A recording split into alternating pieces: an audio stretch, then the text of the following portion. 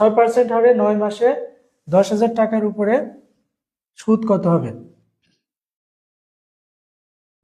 I is equal to PRN। I is equal to PRN। এখানে কোনটা কি?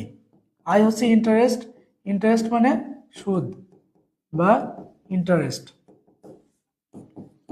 P হচ্ছে প্রিন্সিপাল, প্রিন্সিপাল বা আসল।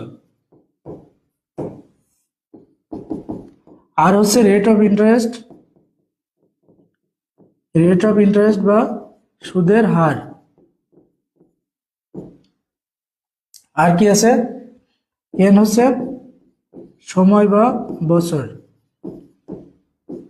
বা টাইম। এই যে এই বিষয়গুলো আমাদের বুঝতে হবে। এর মধ্যে কোনটা বের করতে বলবে আর কোনটা দেওয়া থাকবে, যেটা বের করতে বলবে ওটা বের করলে উত্তর চলে আসবে। আমাদের 6%, এটা কি আমাদের মেন ফর্মুলা হচ্ছে I is equal to PRN। তাহলে 6% এটা হচ্ছে আর এর মান। আর আর 9 মাস, 9 মাস এটা হচ্ছে সময়। আমরা সময়টা সবসময় বছরে আনবো।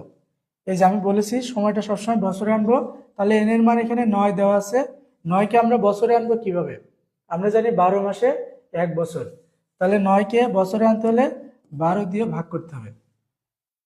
আর 10,000 এটা কি? এটা হচ্ছে পি এর মান, মানে আসল। আর বের করতে হবে সুদ আই। তাহলে আই বের করতে হবে, আর দেওয়া আছে, এর দেওয়া আছে, পি দেওয়া আছে।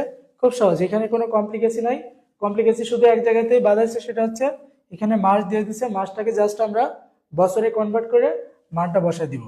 তাহলে আই ইজ ইকুয়াল টু কি হবে? পি কত আমাদের? পি হচ্ছে 10,000। আর কত? আর হচ্ছে 6%। পার্সেন্টকে নর্মাল করতে হবে, আয়ের মান সবসময় নর্মালি করলে 6/100 করতে হবে। এটা 6/100। আর এন এর মান কত? 9/12।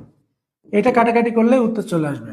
তাহলে 0 0 কাটলো, 0 0 কাটলো, 6 দিয়ে 12কে কাটলে 2, আর 2 দিয়ে 100কে কাটলে 50।